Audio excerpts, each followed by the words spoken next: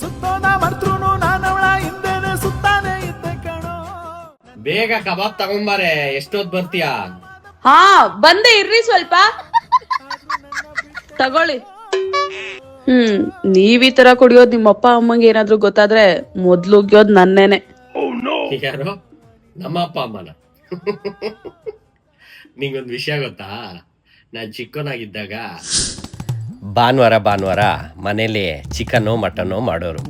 ನಮ್ಮಪ್ಪ ಅಮ್ಮ ಒಂದು ಕಡೆ ಬಿಯರ್ ಬಾಟ್ಲ್ ಇಟ್ಕೊಂಡು ಚೇಸ್ ಮಾಡೋರು. ನಾನು ದೂರದಲ್ಲಿ ಥಮ್ಸ್ ಅಪ್ ಇಟ್ಕೊಂಡು ಅವ್ರಿಗೆ ಚೇಸ್ ಮಾಡ್ತಿದ್ದೆ. ಹಾಗೆ ನೋಡ್ತಾ ನೋಡ್ತಾ ನಾನು ಬೆಳೆದೆ, ಹ್ಯಾಬಿಟ್ಟು ಬೆಳೀತು.